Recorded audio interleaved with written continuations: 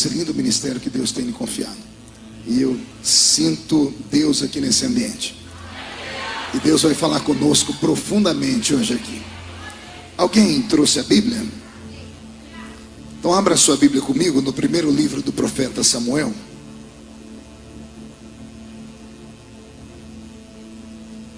Primeiro livro do profeta Samuel. Nós vamos ler vários versículos, então não perca o acompanhamento, tá bom? E os versículos serão salteados, então, na medida que eu vou falando o número do versículo, você já corre o olho pelo texto. Primeiro livro do profeta Samuel, capítulo 9.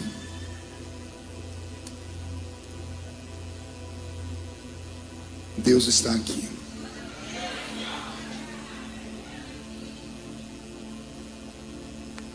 Quem encontrou, diga amém. Quem não encontrou, peça socorro. Ninguém pediu socorro. Tem algum celular perto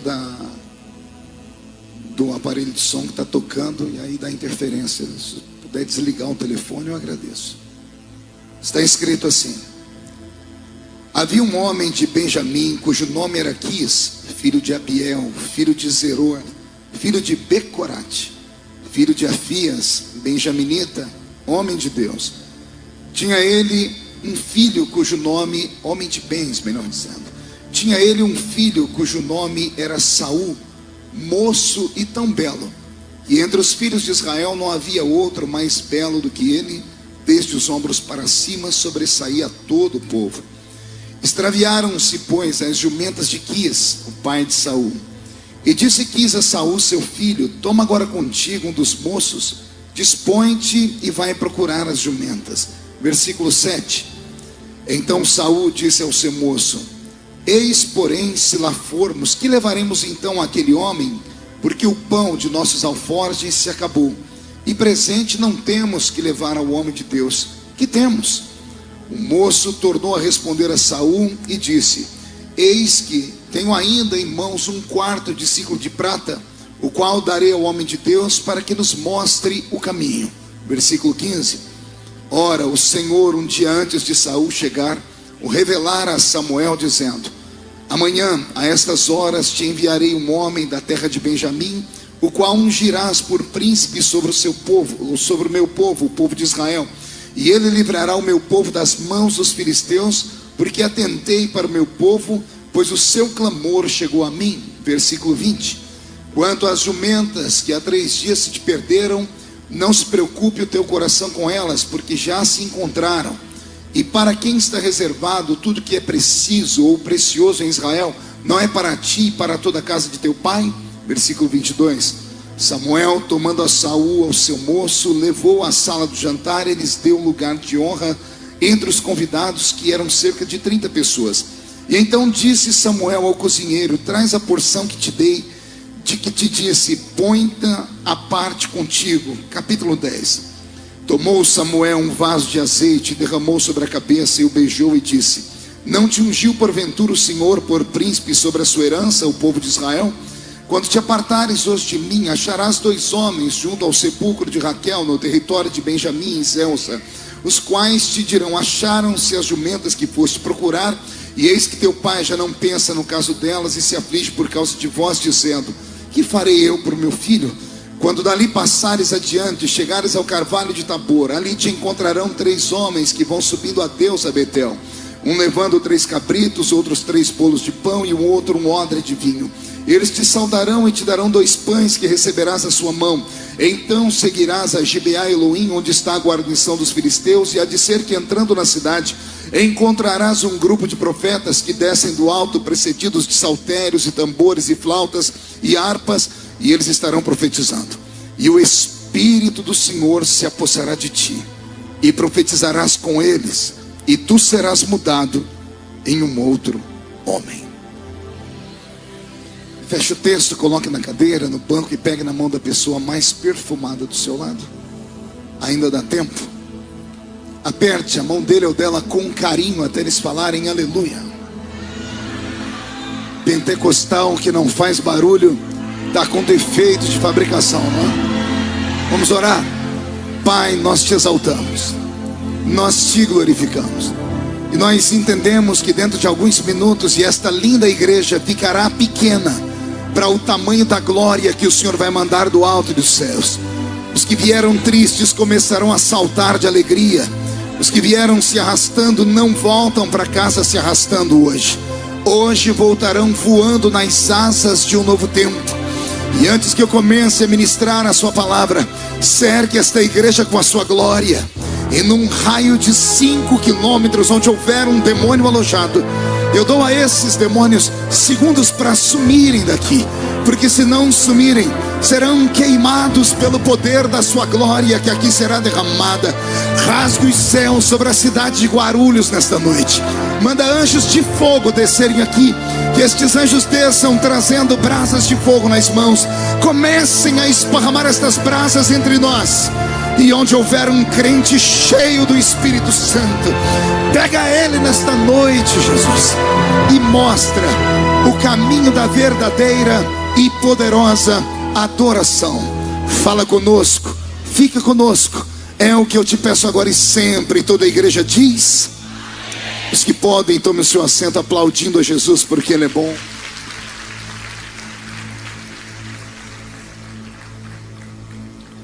Graças a Deus. Deus é fiel. Alegria em rever aqui meu amigo Marcelinho Carioca.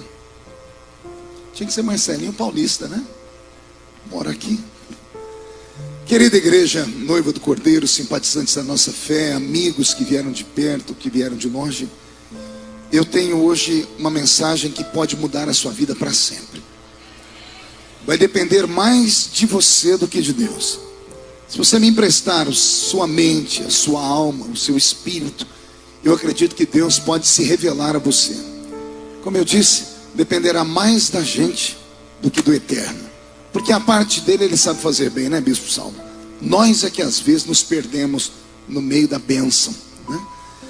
Abrir a Bíblia Sagrada, no texto que eu li, um texto um pouco extenso, mas você vai entender o motivo da leitura ser tão extensa, é você navegar no tempo, no passado, e conhecer um pouquinho da estrutura, da chamada, da criação do povo eleito, da nação de Israel. Relembrar os velhos textos da Bíblia não é apenas um exercício de memória. Quem já leu a carta aos Hebreus deve se lembrar que o escritor diz que tudo que foi escrito no antigo pacto foi escrito com uma finalidade: para que nós memorizássemos a história e não incorrêssemos nos mesmos erros do passado. De vez em quando políticos, amigos meus, usam essa frase no meio das suas prédicas lá na tribuna, né? E dizem sempre assim: o homem que não se lembra da sua história, ou que não conhece a história, está fadado a errar e cometer os mesmos erros que cometeram os nossos antepassados. Por isso, temos o Velho Testamento nas mãos. A história de hoje é uma das histórias mais belas da Bíblia. Uma história interessante. Uma história que vai nos mostrar como funciona a mente criativa do Deus de Israel. Deus está vivendo um momento de dificuldade com o seu povo. O povo de Israel começa agora a criar raízes na terra prometida e não querem mais ter um regime teocrático. Não querem mais que Deus seja o governante deles. Israel começa a sondar as nações vizinhas e começa a sentir ciúmes das nações vizinhas. E sentindo ciúmes das nações vizinhas, eles querem ser parecidos com as nações vizinhas. Esqueceram eles que a ordem, a estrutura, o moral, a essência, incluindo a política de Israel, não veio da terra. Tudo isso veio do céu. Deus parece que havia encontrado na raça humana um bloqueio de se revelar a eles. E então o Senhor, ao invés de trabalhar com toda a raça humana já existente, Ele resolve segregar um homem. Pega um homem lá da Mesopotâmia, cujo nome é Abrão. Diz a eles algumas palavras proféticas, palavras que só um maluco acreditaria. Primeiro porque ele não viu Deus, ele apenas ouviu Deus. E Deus disse para ele: sai do meio da sua parentela. E Deus não deu endereço, Deus não deu uma bússola, não mostrou para ele um mapa, não explicou nenhum espaço geográfico. Deus só disse: eu estou com tanta raiva que você vai sair agora do meio do seu povo e sai sem rumo. Eu ainda vou te mostrar o lugar para onde você vai. E Abraão, ao invés de questionar Deus, acordou a esposa e saiu sem rumo. Deus ficou tão feliz em encontrar um homem que ainda acreditava nele, que Deus falou para ele: então olha para o céu e conta as estrelas do céu. Ele até tentou, mas não deu conta. E ele falou: Senhor, é impossível contar as estrelas do céu. E o Senhor disse: ainda bem que não conseguiu contar, então conte a areia da praia. Senhor, é impossível, porque só na concha da minha mão cabe mais do que todas as estrelas que eu consegui olhar para o céu. E o Senhor disse para ele: ainda bem que você não conseguiu contar, porque um dia tentarão contar a tua descendência e não vão conseguir. Assim como as estrelas do céu e a areia da praia, assim será a tua descendência. Benditas serão todas as famílias da terra em ti, Abraão. E desde que Deus fez isso, o Senhor teve que interferir cronicamente na história dele. Nós sabemos que a esposa dele era estéril, então Deus teve que tratar do DNA dela. E não é somente ela que vai ser estéril na linhagem do Salvador da humanidade. O Senhor de vez em quando tem que colocar um pouquinho de emoção na linhagem do Criador, quando Ele faz, por exemplo, com que o nome de uma prostituta vá parar na linhagem de Jesus Cristo. Quem conhece as linhagens sabe o que eu estou dizendo. Mas quem não conhece, é só abrir Mateus capítulo 1 e você vai encontrar lá a linhagem, vai encontrar o nome de uma certa Raabe, ex-meretriz, salva pelo Cristo, né? Salva pelo eterno Pai do Cristo, melhor dizendo. Então a história de Israel, ela é assim, ela é envolta num manto de mistério e de revelação. A história que eu passo a contar agora tem também essas pitadas de revelação, tem pitadas de humor e de muita emoção. Humor, pastor? Sim. Você vai ver o que Deus é capaz de fazer quando Ele quer levantar um homem. Como Israel rejeita Deus como seu grande tutor, como seu grande presidente, como seu grande líder, o seu grande governante, Deus respeita o desejo de Israel. É claro que Israel vai pagar um preço por isso, mas Deus mostra que Ele não é tirano, que Ele não é um ditador, que Ele dialoga com o seu povo. E quando o povo não quis mais que Ele governasse, aprove a Deus levantar um rei para estar sobre eles. E o nome desse rei foi Saul. E Deus não pegou um rei qualquer, um homem qualquer. Deus levantou um homem que tinha aparência de rei, tinha estatura de rei. A Bíblia Sagrada desenha para nós Saul. Ela diz que Saul era o mais belo entre todos os homens de Israel. Não apenas mais belo, acima do ombro, era o homem mais alto que havia em Israel. Então Deus deu a Israel o melhor que ele tinha na época. O homem mais belo, um jovem. Deus não deu a Israel um velho, porque o velho não teria habilidade nem forças. Deus deu para Israel o protótipo do rei que ele queria. Só que para Deus entregar Saul para Israel, Deus tem que criar toda uma história, uma prosopopeia.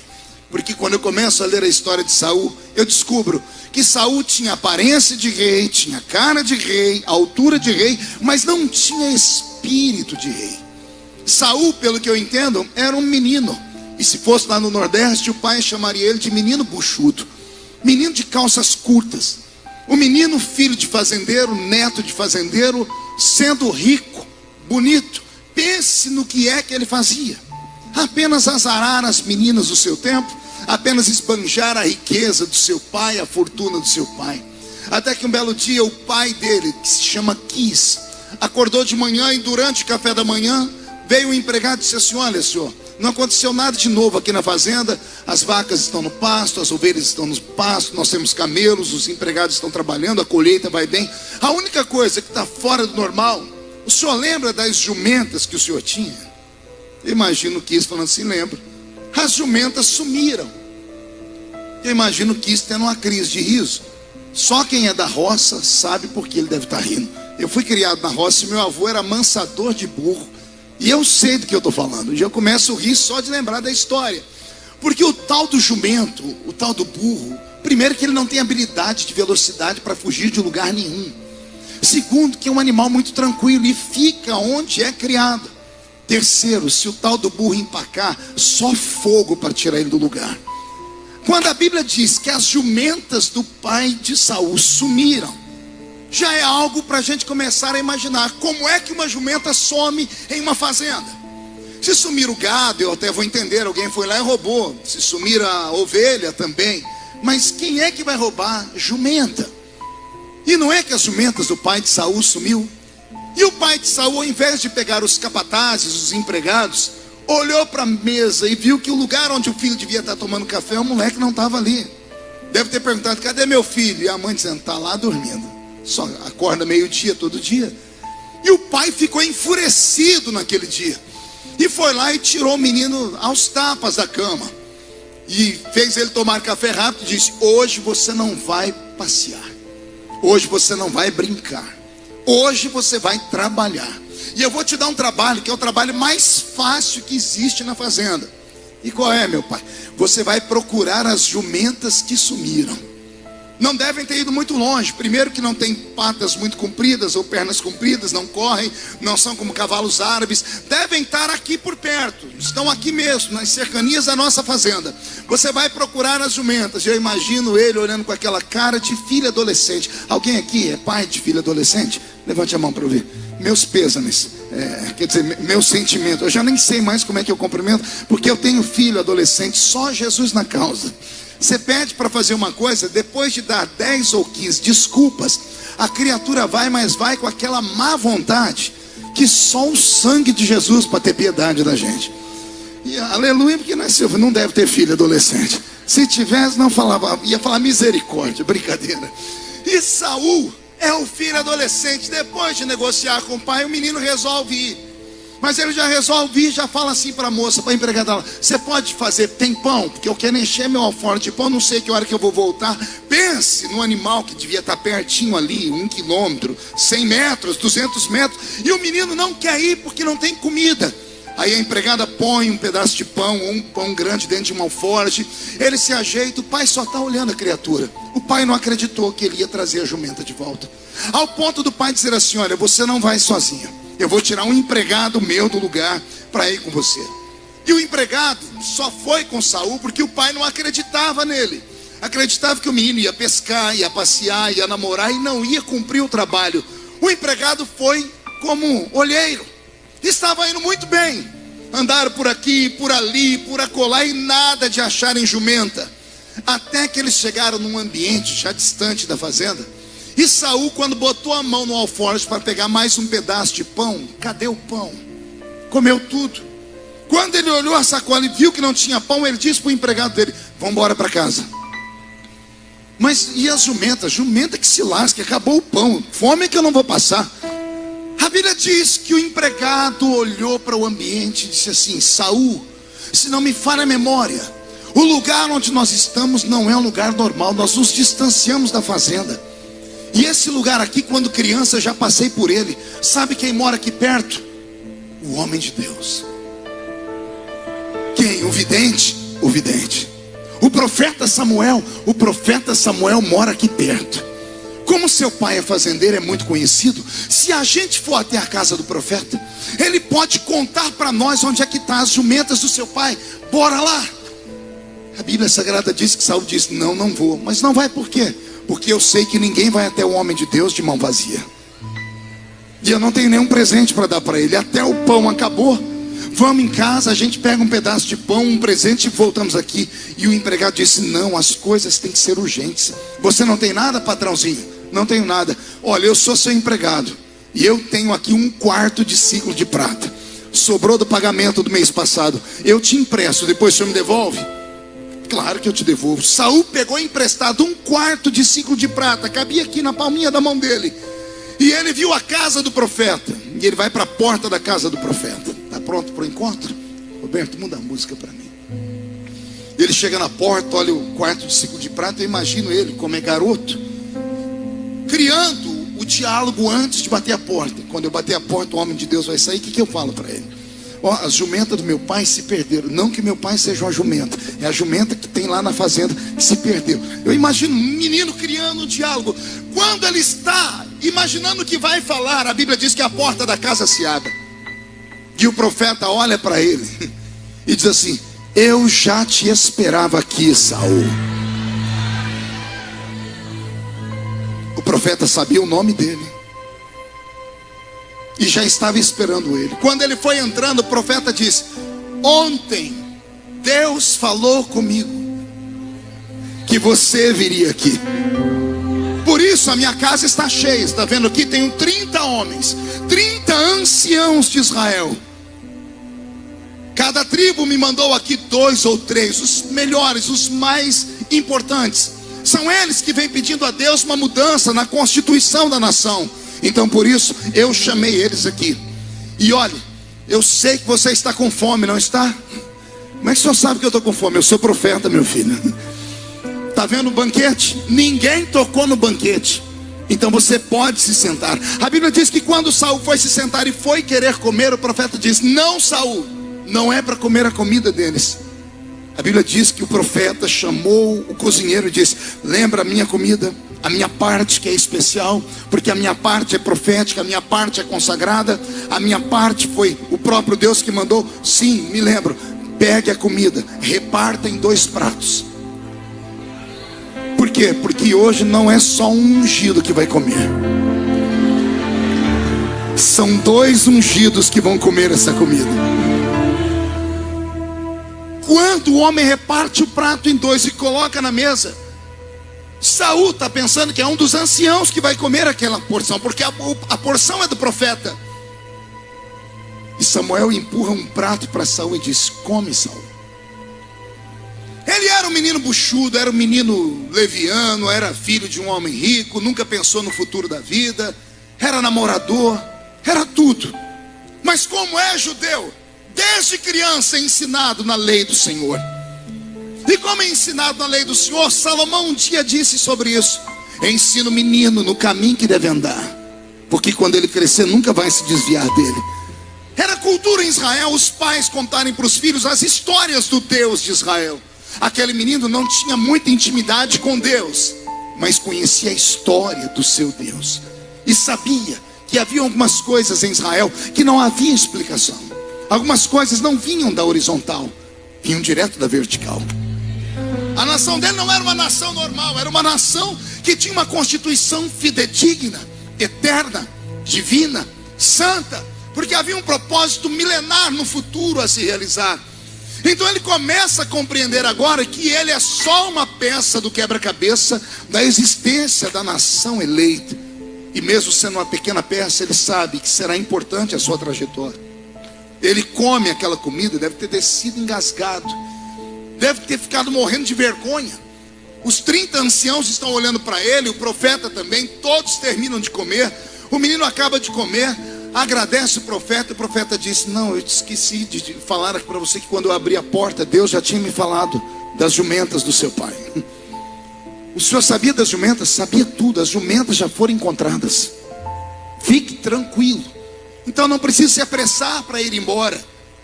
Mas eu já acabei de comer, já achei as jumentas, o que o senhor quer fazer comigo agora? Agora eu quero revelar para você por que é que você veio aqui. O profeta catou um vaso de azeite.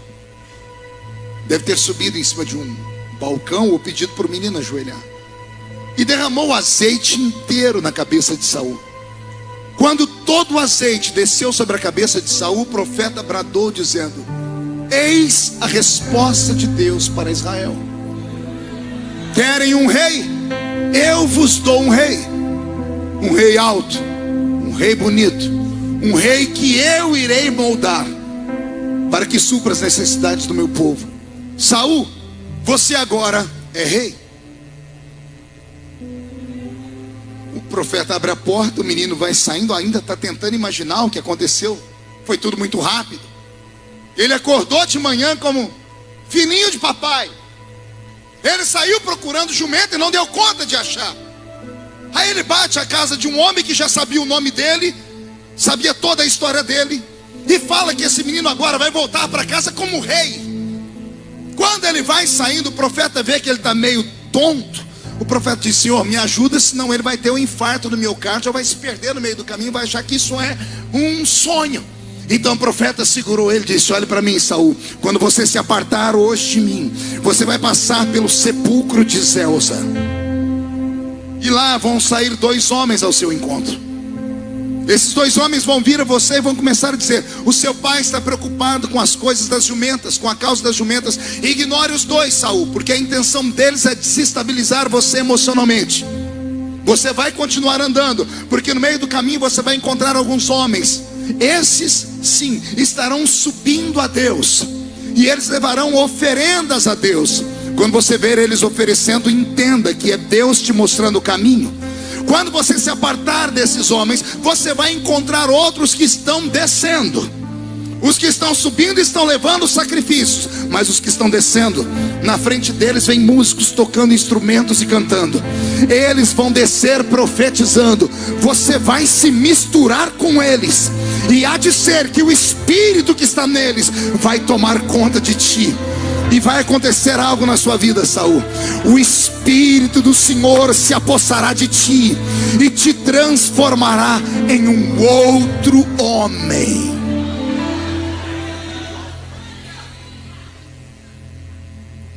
Pois bem, essa é a história que li. Agora eu quero tentar interpretar ela, porque eu vim do interior para cá agora, foram 3, quase 4 horas de carro, e eu vim deitado no banco de trás, pensando no culto de hoje.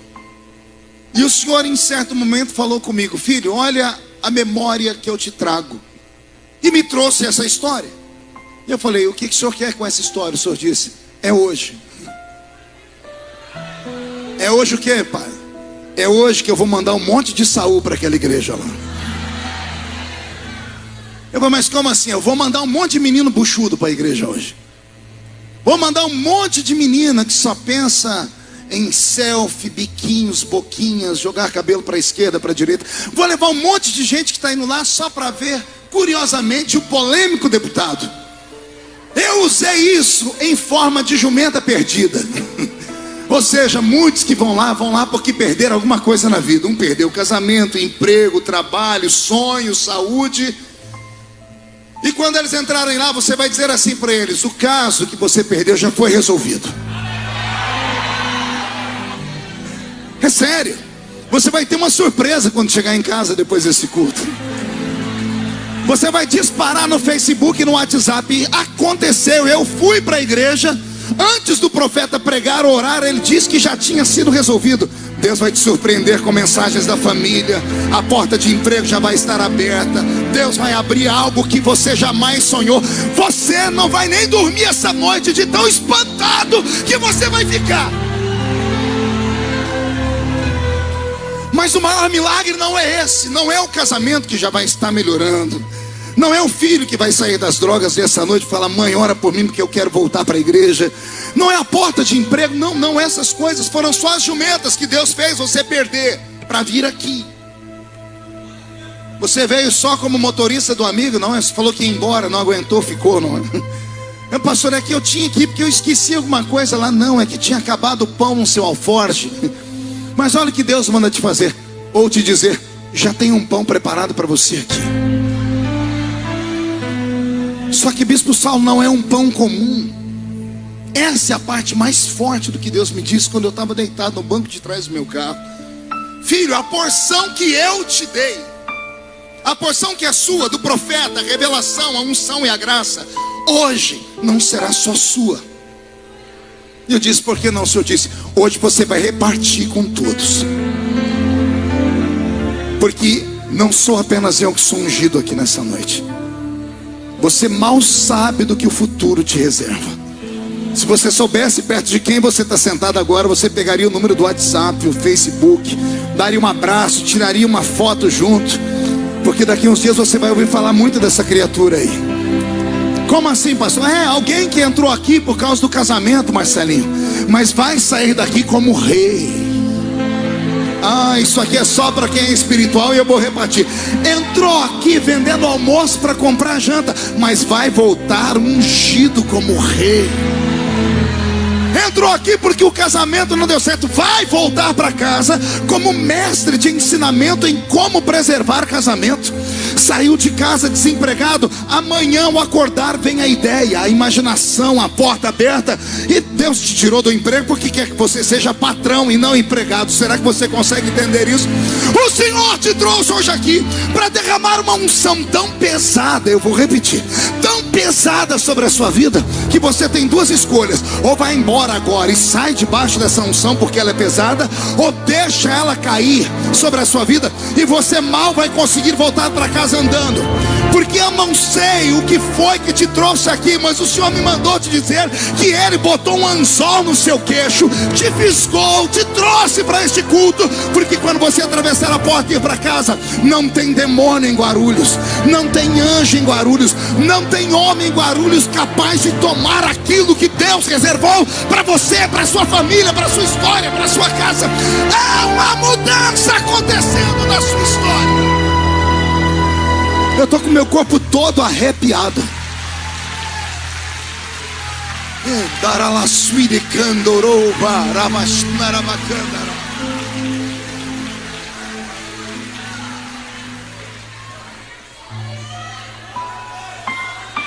E eu lendo o texto e você falando: para que esse texto? Que texto esquisito é esse? É a sua história. A sua história é esquisita mesmo. Deus não consegue levantar gente normal. Deus, para levantar uma pessoa normal, Ele tem que fazer das tripas coração. Primeiro Ele tem que explicar para a pessoa, até convencer ela, leva um século. Por isso Deus só levanta gente esquisita. Deus só levanta gente anormal, gente que falta uns parafusos na cabeça. Eu acho que aqui só tem gente assim, não é? Então só você que falta uns parafusos na cabeça, levanta a mão direita para o céu comigo. Agarre o ombro de quem está do seu lado com carinho e respeito. Agarre essa criatura e chacoalhe ela até ela ficar irritada agora. Ó, tem gente que nem para me obedecer não presta, né? Vai, chacoalha. Diga: Deus te trouxe aqui para isso. Sacode com mais força. Diga: para isso. Deus te trouxe aqui para sacudir a sua vida, para sacudir a sua fé, para sacudir a sua história, o seu casamento, a sua vida emocional, a sua vida profissional. E se tem alguém que crê nisso agora, não dá um grito não, dá um berro de glória a Deus nesse lugar.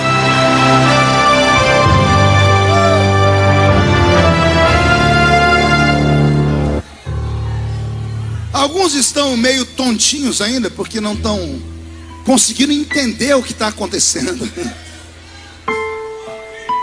É assim que Deus faz. Você já ouviu falar que existe aquele dia que marca a nossa história, que tem o antes e o depois? É hoje. Acredite.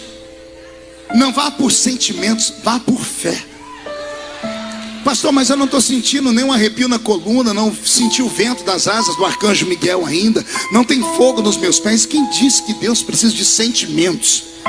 Ele só precisa que você acredite na palavra. Sua vida muda hoje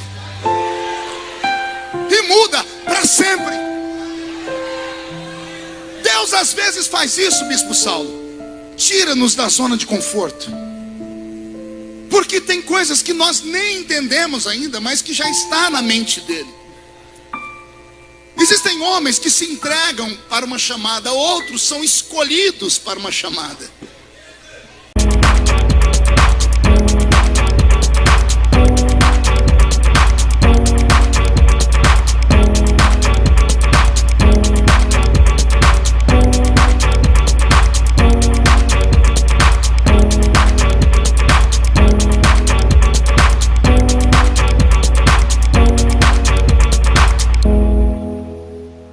O final dos dois, se entregarem a Deus, será de bênção.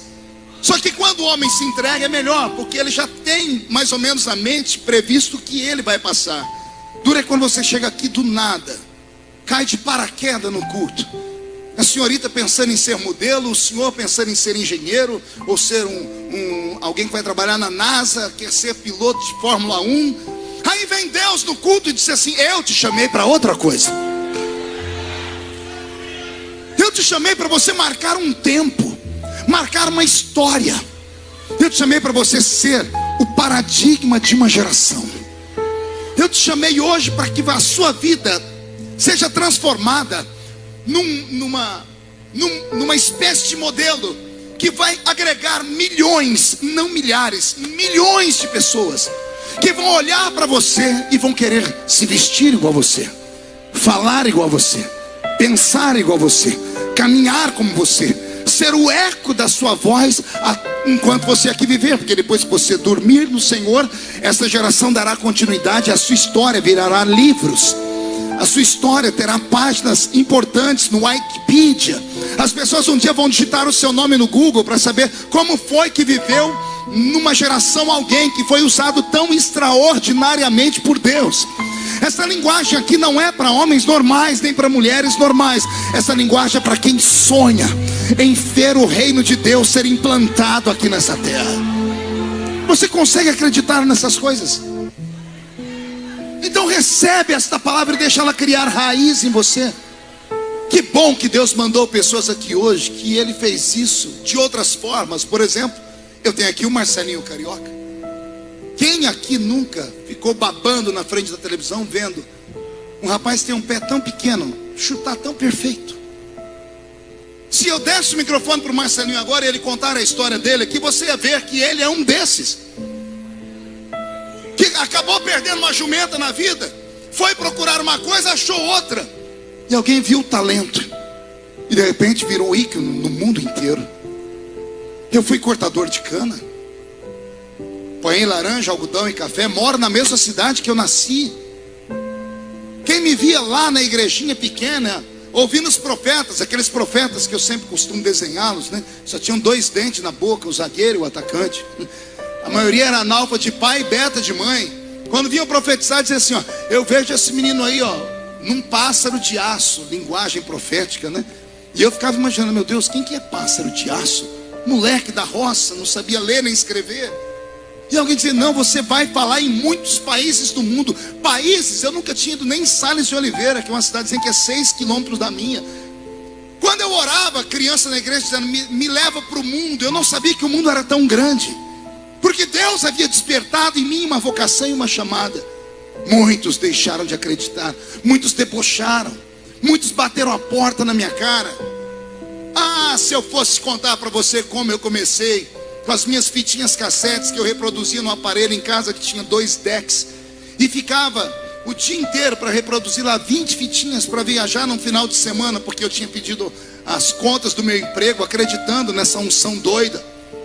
Quantas igrejas eu não cheguei e mandei a fitinha para o púlpito, porque para ajudar ainda eu era diácono, e nenhum diácono podia pregar nas Assembleias de Deus. Então, para não colocar diácono na fita, eu colocava conferencista. Eu fui o primeiro conferencista do Brasil. Mas não é porque se eu colocasse diácono, ninguém me dava oportunidade. Teve uma igreja que eu fui uma vez, mandei a fitinha para o púlpito, o pastor sentado aqui com vários presbíteros. Quando a fita chegou na mão dele, ele olhou, foi passando de mão em mão. Quando chegou na mão dele de volta, ele chegou no púlpito e disse, eu recebi aqui uma mensagem enlatada. E começou a bater. Mensagem de Deus não pode ser enlatada.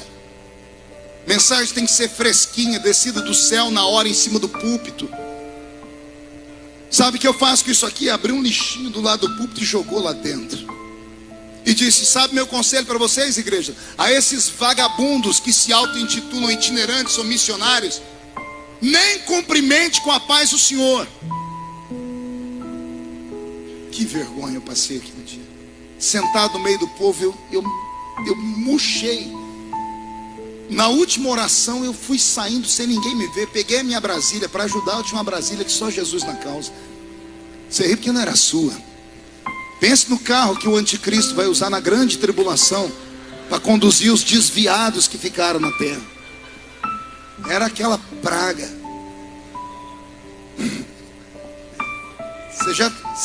Alguém já teve Brasília aqui? Ó, tudo sofredor. Você pode entrar dentro da Brasília, Bispo Saulo, usando o perfume que for. Em meia hora depois você sai, você está cheirando gasolina. O motor da praga é dentro do carro. Como é que alguém faz o motor dentro do carro? Tenta conversar com alguém dirigindo uma Brasília. Barulho aqui dentro. Tenta botar um louvor, não consegue. A minha tinha apelido. Pergunta qual era o apelido. Brasilinha ungida. Pergunta por quê? Onde eu parava ficava uma poça de óleo no chão. Eu ungia aquela cidade inteira. Aquela praga. Aquela noite eu dormi debaixo de uma árvore num posto de gasolina, porque não tinha dinheiro, não tinha comida, e os irmãos não me deram nem uma coxinha daquelas de fim de culto de cantina. Eu chorei aquela noite toda debaixo de uma árvore, dizendo: Deus, o que eu vou levar para minha família, para minha criança, a Karen, a minha filha mais velha, que hoje tem 23, na época era bebê. O que eu vou levar para ela comer? Senhor, será que eu me equivoquei? E o Senhor disse: não, você tem uma unção de rei sobre você. E o que eu faço? Continua cavando, continua empurrando portas. Eu não uso filhinhos de papai, porque filhinho de papai, tudo que recebe, recebe de mão beijada e nunca dá valor em nada. Pessoas que tudo vem na mão delas assim, elas nunca dão valor em nada. Nada para elas está bom, nada presta. Agora, quando uma pessoa paga o preço para ter alguma coisa, ela dá valor naquilo que ela pagou o preço. Vai te custar caro, mas continua sonhando, continua caminhando. O Senhor Deus te trouxe hoje aqui para mudar a sua vida de verdade. E sabe o que vai acontecer quando você sair daqui? Você vai comentar com as pessoas sobre a mensagem, que a mensagem é interessante, é bonita e é cativante. Sabe o que vão dizer para você? Vão tentar tirar do seu coração tudo que eu estou plantando aqui. Mas o profeta disse a Saul: quando você sair daqui, você vai passar pelo sepulcro de Zelza, onde está a sepultura de Raquel. Sepulcro de Zelza. Onde é que fica um sepulcro, igreja? Não ouvi? Um coral, 1, 2, 3. É mais ou menos isso que vai acontecer com você quando sair daqui. Ao sair desse culto e tentar contar isso que está acontecendo para outras pessoas, você entrará dentro de um cemitério. E em cemitério só tem coveiros, pessoas prontas para enterrar tudo aquilo que um dia foi vivo. E vão tentar roubar a sua paz, assim como fizeram com Saul. O profeta disse: você vai se apartar, vão vir 2 homens e vão encher a sua cabeça com as questões da conta para pagar, com as questões do casamento, do filho que está nas drogas, com as questões das jumentas que se perderam. Assim diz o Senhor para você: atropele eles. Não, vou falar de novo. O profeta disse a Saul: não dê ouvido a esses coveiros, passe por cima deles. Eu digo esta palavra a você que vem em Guarulhos hoje. Quando sair daqui, encontrar alguém para tentar roubar de você esta palavra, atropele essa criatura, passa por cima dela, ignora esses coveiros. Ore por eles se for possível, mas não deixe eles plantarem palavras no seu coração, palavras negativas. Não deixe eles falarem que você veio na igreja para ser enganado, ludibriado, que essa pregação é uma pregação que outros já fizeram e não funcionou na vida do outro. Não dê ouvido para coveiros, continua caminhando. Pergunte por quê? Porque se você atravessar o cemitério, logo mais você vai encontrar um grupo de pessoas subindo um monte. É para esses que você tem que olhar. Vou te falar uma coisa divina: se você quer ser um ser humano que se aproxima de Deus, você vai ter que deixar alguns amigos de lado. Se você quer ver coisas que ninguém nunca viu, você será obrigado a ir em lugares que você nunca viu, que você nunca foi. Se você quer sentir coisas que você nunca sentiu, você será obrigado a fazer coisas que você nunca fez antes. Essa semana eu falava com as minhas filhas sobre isso. Minhas filhas tiveram uma experiência com Deus, as 3 essa semana. E quando me contaram, eu como pai recebi em lágrimas. Aí eu estava almoçando com elas na terça-feira, e eu fiz um risco na mesa e disse: aqui é a linha da vida comum. Todo ser humano caminha por esta vida aqui, linha comum. Nasce, cresce, casa, cria família, morre. Eu disse para elas: o que vocês receberam de Deus dá para vocês uma noção diferente da vida. E aí vocês têm a opção de sair da linha normal e pender para o lado de Deus. Ou vocês têm a opção de sair da vida normal e pender para o lado do mundo. E Deus nunca vai se intrometer na história de vocês, porque Ele deu ao ser humano o livre-arbítrio. Deus trabalha com sinais. Ele dá sinais, Ele deixa pistas. Quando o homem e a mulher encontram as pistas e tem curiosidade de continuar trilhando o caminho, ele vai se revelar na medida que a pessoa tiver vontade e quiser crescer com ele. Assim acontece no mundo. Então eu falei para as minhas filhas, existem 3 caminhos. O caminho da vida comum é o caminho que quase todo ser humano escolhe. O caminho com o mundo, que para nós cristãos não presta muito, não dá para servir a 2 senhores. Você até serve por um certo tempo. Você até vem à igreja e vai a uma balada. Até vem à igreja e sai com os amigos no barzinho. Até vem à igreja e toma uma cerveja, um uísque, fuma alguma coisa. Até vem, mas não vai continuar, não vai conseguir fazer isso por muito tempo. Porque você será atraído para o lado de lá. Mais cedo ou mais tarde você vai entrar de cabeça para aquele lado de lá. De igual forma, se você tiver uma experiência com Deus e você quiser conhecer o reino dele, para conhecer o reino dele você tem que deixar a sua vida de lado e o mundo mais de lado ainda. E cada vez que você vai cavando aqui, você vai indo e você corre o risco de chegar num ponto que não dá para voltar mais. Não foi isso que aconteceu com Enoque, o 7º depois de Adão? E Enoque andou com Deus, e andou tanto que um dia ele estava mais perto do céu do que da terra. E Deus o tomou para si. Está na hora de você tomar uma decisão da sua vida, o que você quer. Está na hora de você decidir qual é o caminho que você quer seguir. Se você quer mesmo Deus, se você quer Baal, ou se você quer ser somente um crente de banco, um crente domingueiro.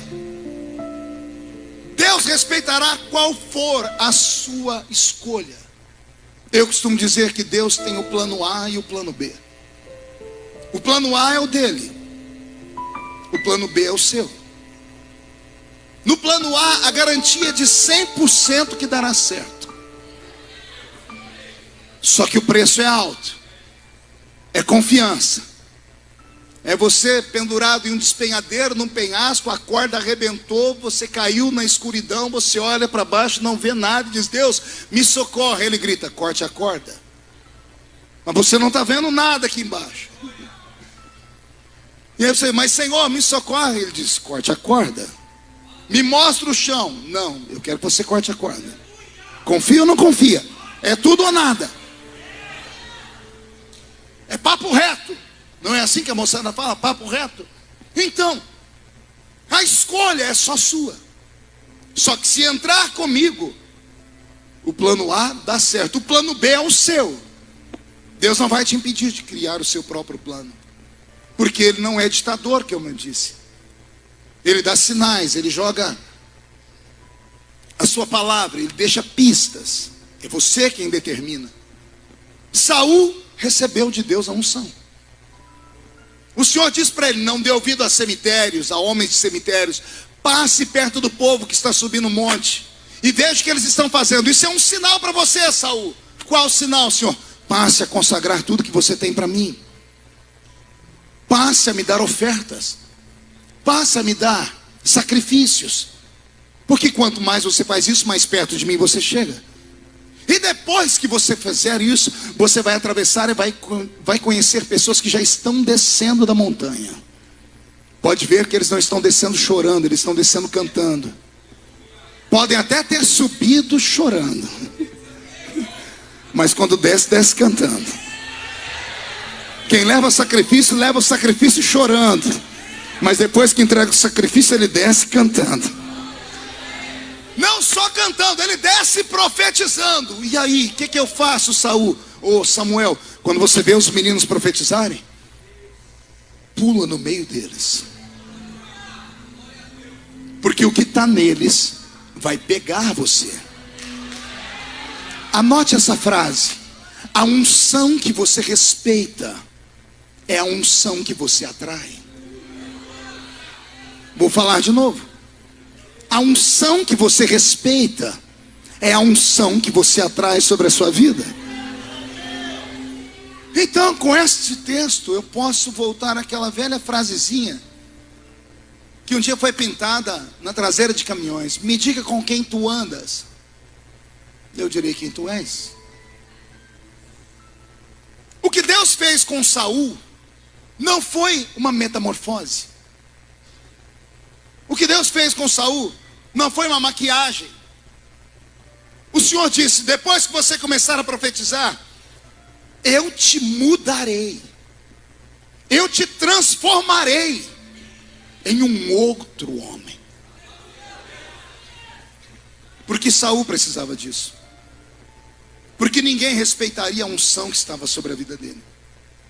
Porque ele continuava por fora, sendo menino, sendo jovem, bonito, namorador, filho de papai. Só que agora ele volta com um peso de uma responsabilidade de uma nação. Agora ele é rei. E como rei, as pessoas não vão querer acreditar nele por causa da aparência dele. Então Deus tem que mudar ele por dentro, para que quem olhar por fora continue vendo o menino, mas quando esse menino abre a boca, as pessoas vão ver que ele é um homem de verdade. Deus fará isso na sua vida nesta noite. Anote a profecia, você vai sair daqui assustado. Essa noite você não vai conseguir assistir televisão, bater papo com ninguém, vai se trancar no seu quarto e vai orar. À noite, você será visitado pelo Espírito do Senhor. Os sonhos e visões vão voltar a brotar. Anote o que eu estou dizendo, Deus vai te visitar em sonhos esta noite. E Ele vai te dar palavras proféticas. Quando você acordar amanhã de manhã e olhar no espelho, você não vai se reconhecer. Você não vai reconhecer as suas próprias atitudes. Não se assuste com o que vai acontecer depois dessa noite, é profético. Os seus amigos vão dizer para você, você está estranho. Sua palavra está mudada, o seu olhar está mudado, a sua roupa está mudada, seu jeito de ser está mudado. O que foi que aconteceu? E aí você vai dizer, ontem eu encontrei o que eu fui procurar. Só que Deus acabou me mostrando coisas que eu nem estava procurando. Eu achei o que eu queria, mas Deus me mostrou o que Ele queria de mim. Você não foi chamado para ser um normal. Você nunca percebeu que nada na sua vida dá certo? Será que eu sou o único ser humano que um dia olhei para o espelho e disse assim, por que nada para você dá certo? Por que o diabo te odeia? Dinheiro você não tem, beleza, só Jesus na causa. Tem uns aqui que quando se olha no espelho não sabe se está de frente ou de costa. E mesmo tendo esse monte de complicações na vida, por que o diabo te atormenta tanto? Pergunte para mim, por quê, pastor? Porque de vez em quando Deus abre a janela do céu. Não sei se ele fica entediado, bispo Saulo. Ele abre a janela do céu e ele faz igual a gente, quando a gente, sabe quando você olha para o infinito? Deus abre a janela do céu, Marcelinho, e olha para a terra. E o diabo, como é mestre e psicólogo por natureza, pega Deus olhando geralmente para uma criatura só. E quando o diabo vê Deus olhando para alguém, ele já se arrepia. Pastor, isso é invenção da sua cabeça? Viste tu, meu servo Jó?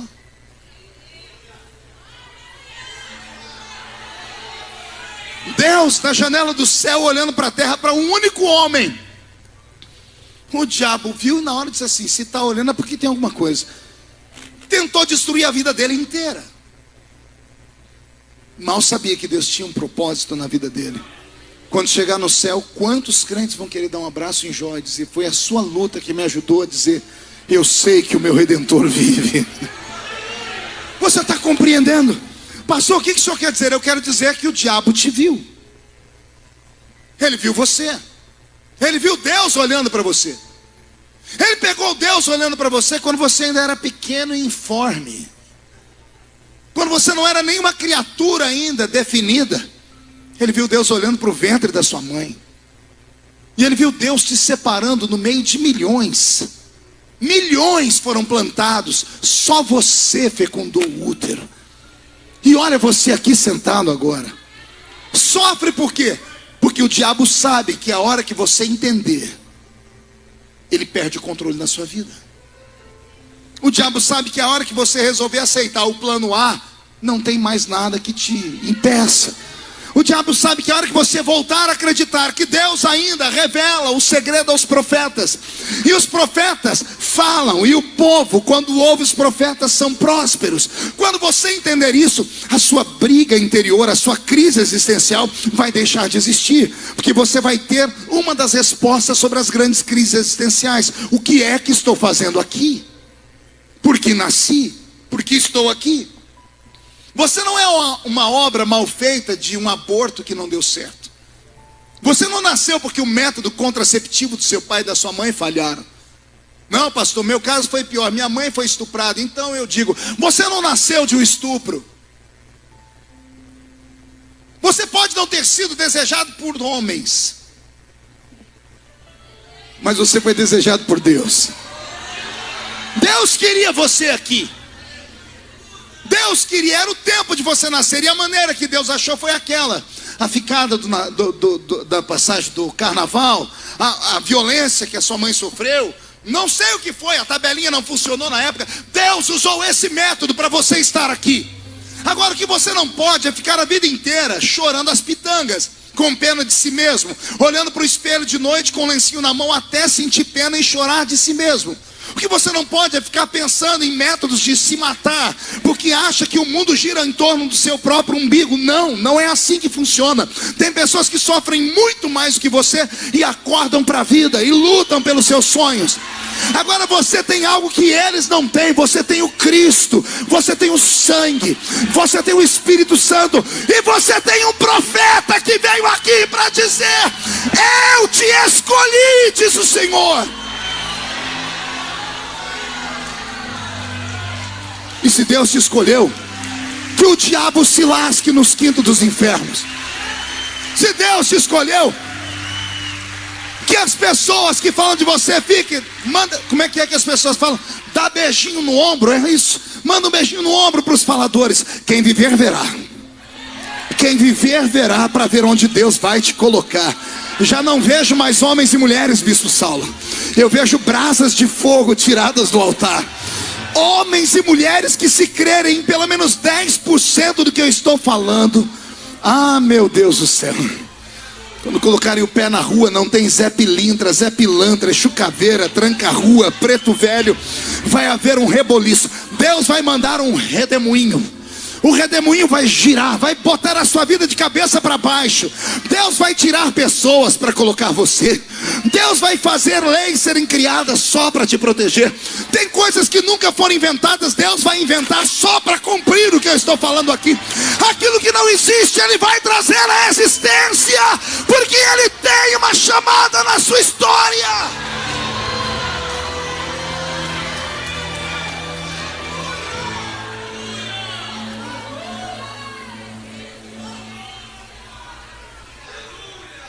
Você precisa voltar a acreditar.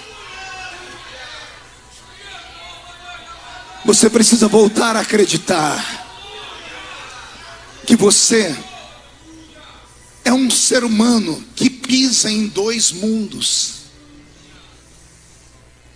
O crente pentecostal não é normal. Nós somos caminhantes de dois mundos. Caminhamos no mundo físico e no mundo espiritual.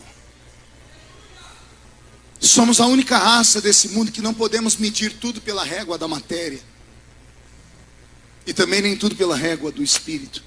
Temos que saber como usar as ferramentas. Não existe nada pior para um crente do que ele vir para um ministério ou para uma igreja, e depois de 5, 10 anos ele não saber o que está fazendo na igreja. Deve ser horrível vir para uma reunião como essa e saber que um dia você já fumegou e hoje você está aí. Você também provoca milagre, mas o milagre é o contrário. Cai neve em cima de você quando você está na igreja, de tão frio que você está. E quem senta perto de você acaba ficando frio também. Deve ser horrível saber que um dia recebeu o batismo com o Espírito Santo e nunca mais orou em línguas.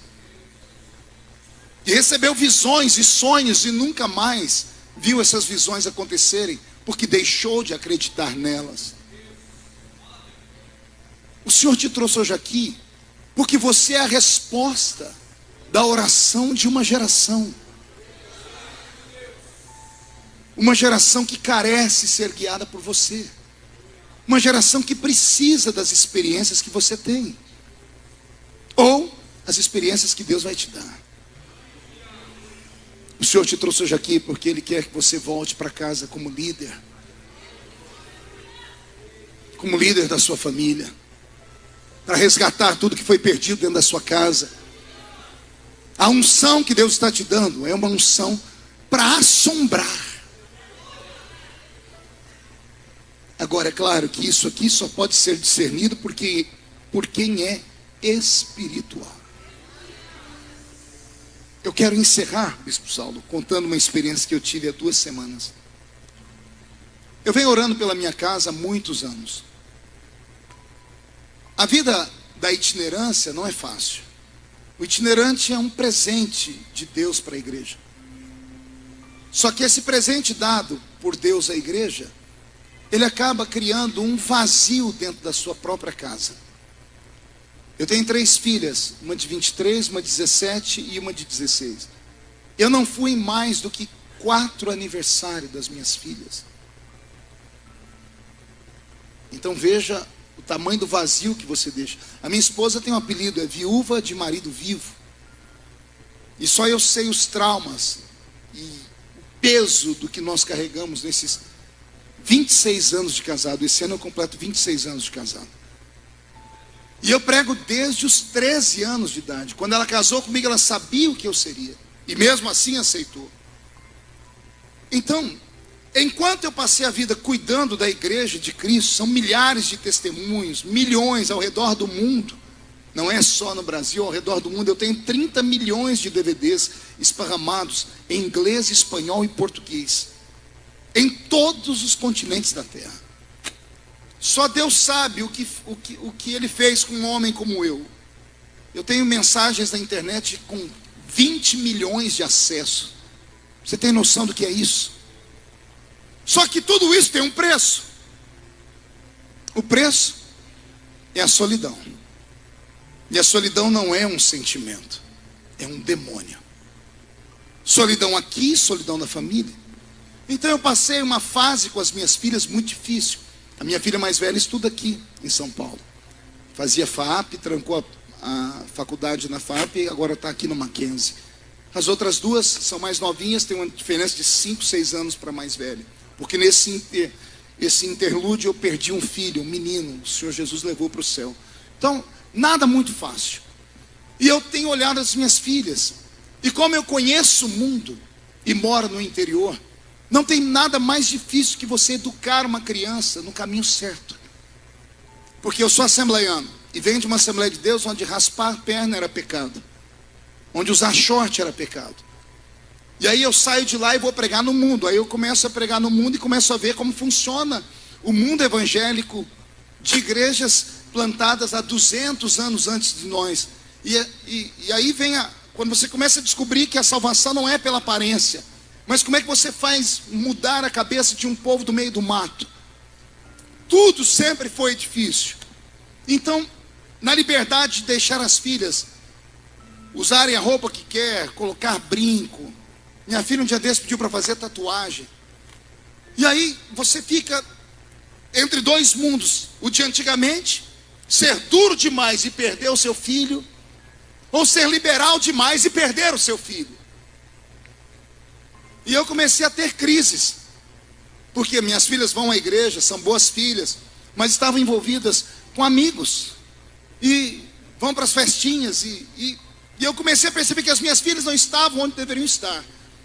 E eu entrei numa campanha de oração, porque falei, Deus, essa briga é minha. E há 2 semanas atrás, eu estava em casa, cheguei de viagem, dobrei meu joelho, eu orei 1 hora, peguei meu telefone e liguei para as 3 filhas, dentro de casa. Olha a situação. Para falar com os filhos dentro de casa, tem que ligar no telefone deles. Eu moro numa casa que tem 3.000 metros quadrados, é muito difícil achar as crianças onde elas estão lá dentro. Liguei para elas. E liguei dizendo assim, eu queria que vocês fossem orar comigo hoje. No meio do mato. No monte, onde papai teve muitas vitórias. E aí já esperava um monte de desculpas. Vieram todas as desculpas possíveis. E eu com paciência insisti, até que a primeira aceitou. A segunda foi influenciada pela primeira e a terceira influenciada pelas outras duas. Consegui chamar minhas filhas para orar. Foi uma grande vitória. Chamei minha esposa e subimos o monte para orar. E o que Deus fez naquela montanha, não tem palavras para dizer. Minhas 4 mulheres ajoelhadas. Quando eu fui ajoelhar, Deus falou comigo: não se ajoelhe, você é o sacerdote de casa. Proteja as suas mulheres em oração. E eu entrei numa oração de guerra. Não era oração contra demônios, era contra principados, potestados, tronos, com demônios gigantescos. Demônios que sabem o desfalque que Deus me usou para dar ao inferno. E pegaram toda a ira deles para dar às minhas filhas, à minha família. Eu suava, eu gritava, meu olho saltou. Depois de uma hora de oração de guerra, o que estava em mim pegou minha família toda. Minhas mulheres ajoelhadas começaram a esmurrar os bancos, a falar em línguas. Eu olhei, isso era de tarde, era 2 horas da tarde. Minhas filhas com o rosto vermelho, orando como uma guerreira. Eu falei: meu Deus, eu estou sentindo a sua presença. Eu levantei minhas mãos e disse: Satanás, aqui não. Na minha casa não. Nas minhas filhas não, na minha esposa não. E defendi minhas filhas, orei com uma por uma, acabei fazendo um ato falho. Fui orar com uma, chamei o nome da outra. Que as 2 pequenas têm diferença de 6 meses, elas são muito parecidas. E ajoelhadas, as 2 tinham vindo da escola, calça jeans, cabelo comprido, cobriu o rosto. Eu abençoei uma errada, quando eu levantei o cabelo, fui lá e abençoei de novo. Voltei. Depois de orar bastante com elas, eu recebi uma unção. E eu sentei, comecei a chorar. Tive uma crise de choro. E eu pude ver algo que eu nunca tinha visto. Minhas filhas levantaram e vieram orar pelo pai. E foi uma oração tão profunda, embora simples, tão curtinha, mas pareceram horas, que quando elas começaram a me abençoar, aí que eu quase infartei. Depois de uns 40 minutos chorando com a família toda, fiquei de pé e disse: vamos encerrar aqui. Fizemos uma rodinha no meio do mato. E eu falei para minha filha mais velha: foi um teste. Você pode despedir em oração, filha? Outro tempo, outra hora, ela não ia fazer. Ela disse: papai, eu vou orar. Ela apertou minha mão, a mão da irmã dela que estava de cá, eu com a minha esposa, as outras 2. Ela começou a orar. Mas a minha filha transcendeu. Ela saiu da terra. Ela orava 3 palavras numa língua, 2 em outra. E chorava. E no meio da oração dela, ela fez uma oração que quase me matou. Eu não sabia que as minhas filhas me observavam. E a minha filha disse assim: Deus do meu pai, me dá 1% do que o Senhor deu para o meu pai. Se revela a mim, Deus do meu pai. Deus do meu pai. Isso me quebrou por dentro. A minha filha não invocou o Deus de Abraão. Ela não invocou o Deus de Isaac, Deus de Jacó. Ela invocou o meu Deus. O Deus que levantou o pai dela. Eu agarrei ela e disse: o meu Deus, filha, não vai te dar 1%, Ele pode te dar o dobro. Porque Ele pode te dar uma unção dobrada, como Ele nunca deu a ninguém antes. A minha casa foi renovada. Dia seguinte, minha filha falou: papai, nós queremos ir num retiro que vai ter em São Paulo, de uma igreja chamada Tunamis. E foi essa semana agora. Eu disse: papai, eu deixo vocês irem. Providenciei para elas irem. E essa semana eu não vi a hora de chegar em casa para conversar com as minhas filhas. Não tem nada mais gratificante que você ver seus 3 filhos ali. E a do meio fala assim: papai, fui batizada com o Espírito Santo. Orei em línguas. E a pequena: pai, eu ouvi anjos cantarem.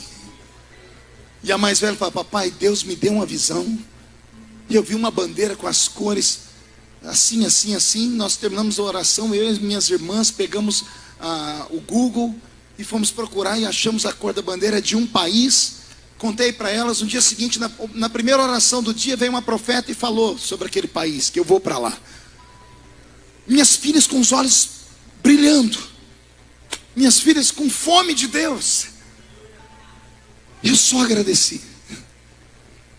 E eu entendi que existem dias especiais. Tem dias que Deus faz se perder alguma coisa na nossa vida. E a gente vai procurar uma coisa e acha outra. O que aconteceu na minha casa vai acontecer na sua. Não desista da sua filha. Não desista do seu filho. Não desista do seu pai nem da sua mãe. A unção que Deus está te dando hoje, Saul, é para você governar a sua casa. É para você governar a sua própria história, para você governar os demais. Vai haver uma mudança no seu status. Vai haver uma mudança. Eu estou profetizando. Isso aqui é para que ninguém se perca. Porque você conhece pessoas, vai olhar para o status dela no Facebook, vai estar mudado, vai acontecer algo. Eu não consigo definir em palavras. Eu apenas sinto que Deus vai fazer na vida de alguns que estão aqui. Por isso você está chorando. Por isso esta glória está pegando você pelo estômago. Você está com frio na boca do estômago. Os seus olhos estão marejando em lágrimas. E uma vontade de adorar a Deus extravagantemente está nascendo. Então deixa Deus te tomar hoje, Saul. Porque você é a resposta de uma geração inteira. E só quem crê nisso, fique de pé, por gentileza. Eu vou pedir para que todos fechem os olhos, com autorização do bispo Saulo. Eu quero orar com homens e mulheres que estão cansados da vida que têm. Homens e mulheres que estão cansados de um cristianismo raquítico, normal, de uma fé domingueira, ou de uma fé em homens. Eu queria orar com homens e mulheres que tenham coragem de nessa noite quebrar o orgulho,